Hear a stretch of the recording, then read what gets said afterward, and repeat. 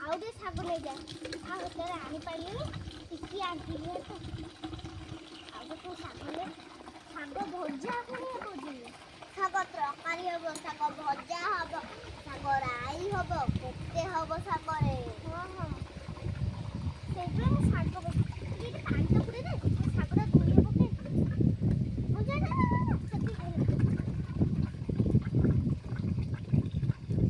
ଧୋଇଦେବୁ ଶାଗ ଗୁଡ଼ା ଭଲସେ ଲୋ। ହଁ ହଁ ଭଲସେ ମୁଁ ଧୋଇଦେବି।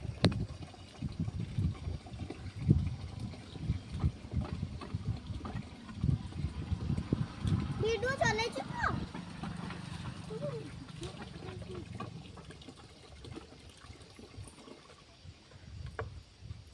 ଶାଗ ତୋଳିଟା ମୁଁ ଏପଟଟା ଧୋଇଦିଏ।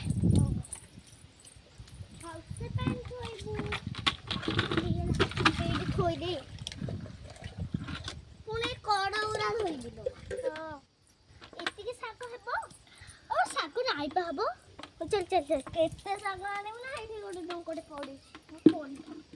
ଏଟା କଣ ଗଛ ତ ତୋଳିଦେଲେ। ନାଇଁ ନାଇଁ ନାଇଁ ନାଇଁ ଏଇଟା ଟିକେ ପାଣି ନେଇଯା ଶାଗ କେମିତି ଧୋଇହବ। ବାସ୍ ବାସ୍ ଆଉ ଟିକେ ହେଇଯାଉ। ହଁ ହଁ ଆରେ ଦେଖିଲୁ ଏଇ ଶାଗ ତରକାରୀ ହେବନି। ହଁ ଏଇ ଶାଗ ତରକାରୀ ହେବ ତାପରେ ରାଇ ହବ।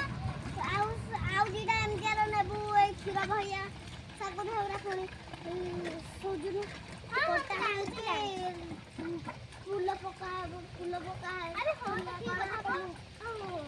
ଚିକେନ କରିବୁ ଶାଗ ପକେଇ ଶାଗରେ ଶାଗରେ କି ଚିକେନ କରି ତୁ ଯା ଚିକେନ ଧରିବୁ।